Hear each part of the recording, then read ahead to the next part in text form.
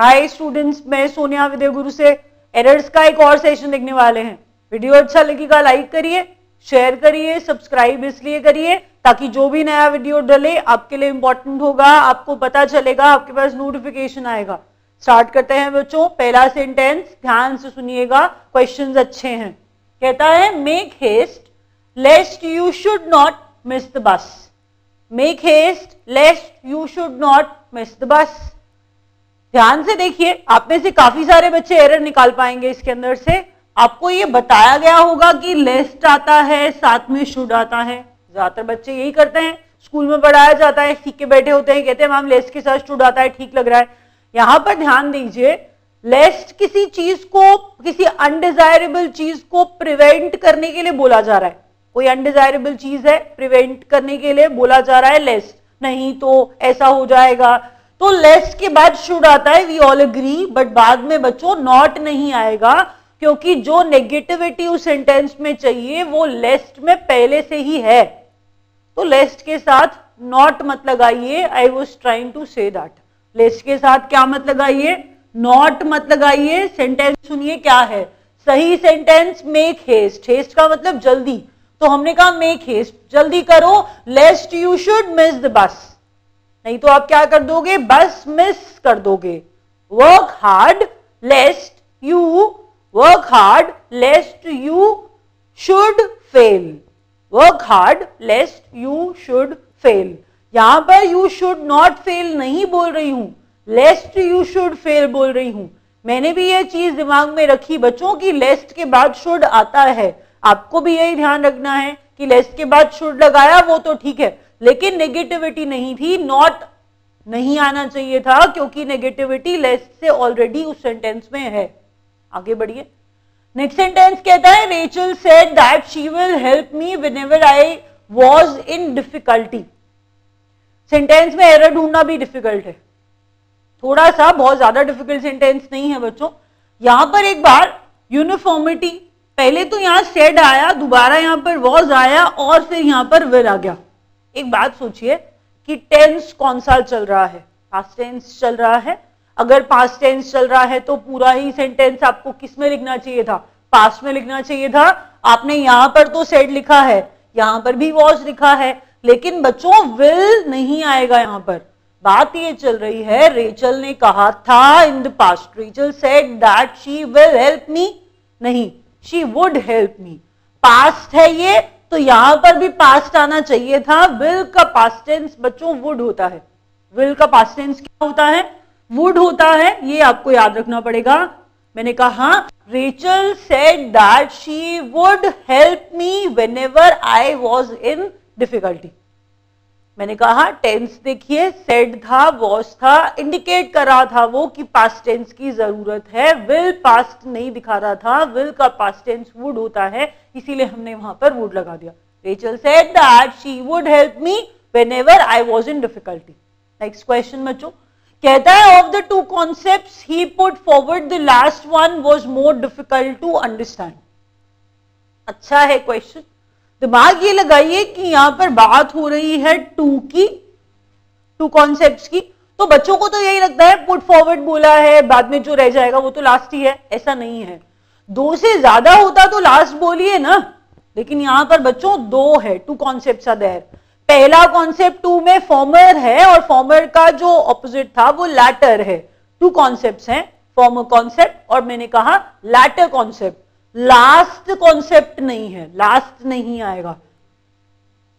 To concepts है, मैंने कहा बच्चों of the two concepts he put forward the former और लैटर, फॉर्मर और लैटर। यहां पर ध्यान देखिए, ये जो वर्ड लास्ट लिखा है ये नहीं आएगा, फॉर्मर और लैटर होता है। लैटर बहुत कॉमन वर्ड है, ये आपको स्कूल में भी पढ़ाया जाता होगा कि लेटर के साथ लैटर का कंफ्यूजन होता है, याद है, letter latter, they two different words. हम बात कर रहे हैं बच्चों when we talk about two concepts, तो पहले कॉन्सेप्ट को फॉर्मर कॉन्सेप्ट बोलते हैं और सेकंड कॉन्सेप्ट को लैटर कॉन्सेप्ट बोलते हैं। लास्ट कॉन्सेप्ट नहीं बोलेंगे। मैंने कहा दो से ज्यादा होते तो लास्ट का इस्तेमाल कर लीजिए, but here we are talking about only two concepts. The first one was former and the second one is going to be the latter. तो लास्ट कॉन्सेप्ट नहीं, latter कॉन्सेप्ट, एरर था, देख लीजिए. लेटर से कंफ्यूज मत होइएगा please बच्चों, ये latter है.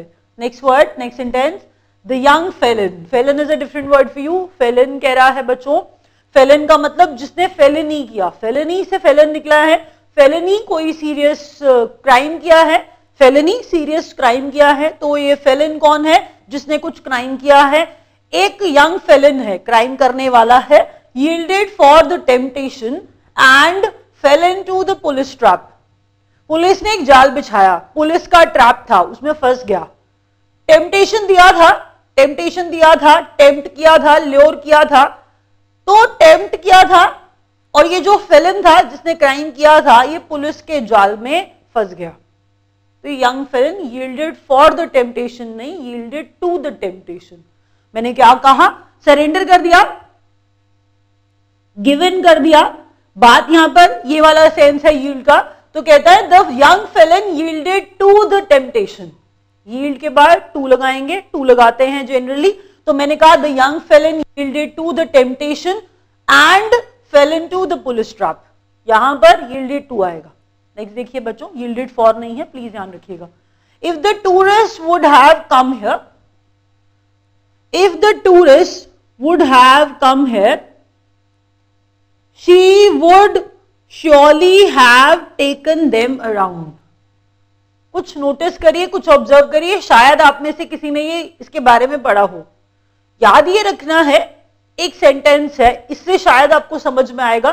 कंडीशन वाले सेंटेंसेस होते हैं, कंडीशन वाले सेंटेंसेस होते हैं. कुछ 3 तरह की कंडीशंस होती हैं, जिसमें हम जिस तरह की कंडीशन को यहां पर रेफर कर रहे हैं वो ऐसे है.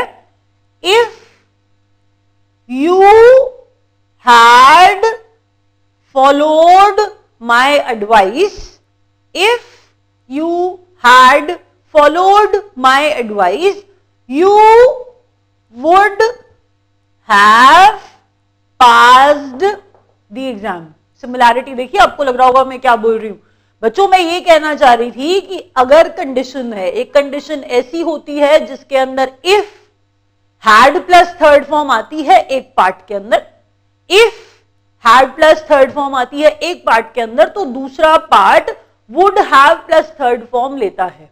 एक तरह की कंडीशन है जिसमें कहता है इफ कंडीशन का symbol had plus third form और दूसरा part would have plus third form लेता है. इसीलिए मैंने आपको सेंटेंस समझाया, if you had followed my advice you would have passed the exam.